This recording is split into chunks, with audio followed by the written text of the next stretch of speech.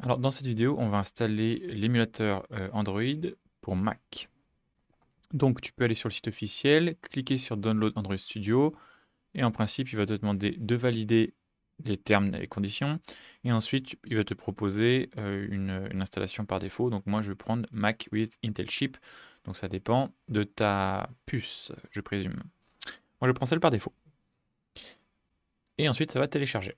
Donc, ensuite, dans tes téléchargements, tu devrais avoir le fameux logiciel, tu le glisses dans tes applications et ça a l'air voilà, de se faire. Donc c'est un petit peu lourd, hein, Android Studio.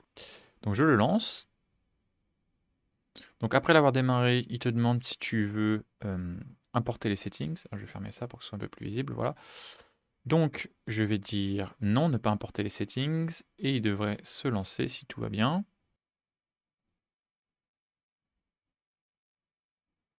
Ok, je vais dire ne pas envoyer. Je vais faire next. Je vais être en standard. Je vais dire next. Je vais dire next. Donc ensuite ici, tu viens cliquer sur accept et tu finish. Donc après un sacré bout de temps, tu devrais avoir la page Android qui s'ouvre. Et nous, grosso modo, ce qu'on va faire à chaque début de projet, ça va être de faire ça.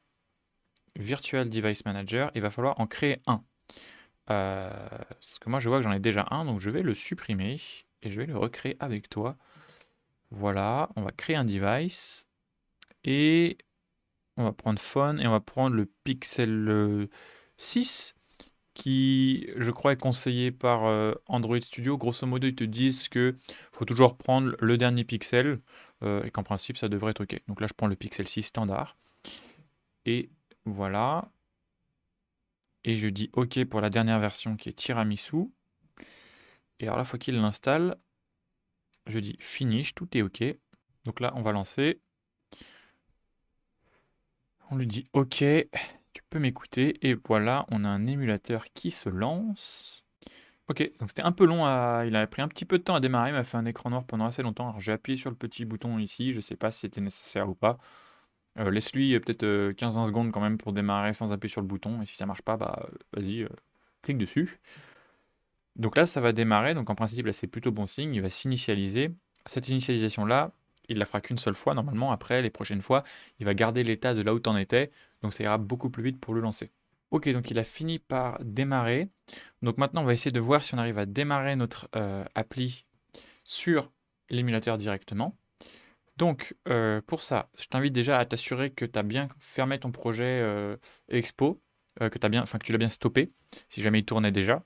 Et là, je vais vraiment tu fermes tous les terminaux. Là, je retourne dans un nouveau terminal, je me mets dans mon projet, je refais un Expo Start avec un NPX devant. Voilà, je le redémarre. Ok, et donc là, ils te disent d'appuyer sur A pour lancer sur Android. Donc, j'appuie. Il a l'air voilà, de commencer à installer Expo, parce qu'il faut donc l'application Expo. Et ensuite, il va aller ajouter notre appli dans l'application Expo. Donc, c'est une application qui contient des applications, en fait. Donc là, on va regarder ce que ça donne. Donc là, ça y est, il est en train, là, je ne sais pas si tu vois, parce que c'est écrit un petit peu petit, mais en bas, il est en train de télécharger notre application dans Expo. Ça, c'est le splash screen par défaut de Expo, quand on a une application qu'on a fait avec Expo, qu'on pourra changer bien sûr plus tard. Et donc là, hein, ça prend du temps, mais comme je t'explique, tout ça là, ça sera beaucoup plus rapide une fois qu'on l'aura fait une fois. C'est le temps qu'il installe l'émulateur, ce qu'il y avait dans le téléphone, qu'il installe l'application Expo sur le téléphone, qu'il installe ton application dans Expo, et après tout ça, ça va aller beaucoup plus vite puisqu'il va garder en mémoire plein de choses. Et ça y est, tada, notre application est lancée. Donc on a un message qui s'affiche et ce message-là, en fait, on le trouvera dans app.js.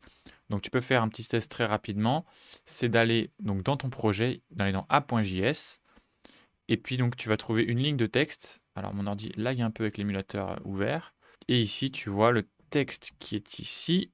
Eh bien, tu peux le modifier dans la balise texte. Je vais mettre hello. Voilà, comme ça. Et en principe, tada, ça va venir se rafraîchir. Donc voilà, donc si tu arrives à voir ton message, c'est très bon signe, ça veut dire que ça marche, que ça a bien changé, donc tu as le hot reloading qui fonctionne correctement, ce qui est cool.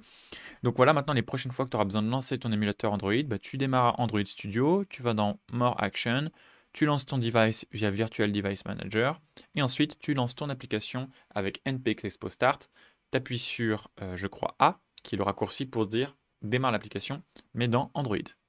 Voilà. Alors, petite note additionnelle, j'ai vu sur la doc officielle d'Expo qu'après avoir fait l'installation d'Android Studio, ils ont ajouté quelques petites steps pour ajouter des variables d'environnement dans ton ordinateur. Moi, je suis sur Mac et j'ai pas eu besoin. Donc, je vois pas pourquoi tu aurais besoin. Ils disent que c'est pour Mac et Linux. Moi, j'ai regardé, j'ai vraiment rien d'ajouté à ce sujet dans mon .zsh.env, au cas où je l'ai peut-être fait dans le passé et que j'aurais oublié. Mais il n'y a rien. Si jamais tu vois que tu as des problèmes avec le chemin vers le SDK ou des choses comme ça, bah, viens voir cette section-là, peut-être qu'elle pourra t'aider. Elle t'explique en gros que tu dois ajouter des variables d'environnement dans tes fichiers, soit zsh-env, soit bash profile. Voilà. Je pense pas que tu en auras forcément besoin, puisque moi je viens de faire l'installation devant tes yeux et ça a bien marché. Donc, en principe, ça devrait être bon. Mais bon, sait-on jamais. Voilà. Voilà, c'est tout pour cette vidéo. J'espère que ça va aller pour l'installation de l'émulateur. À bientôt.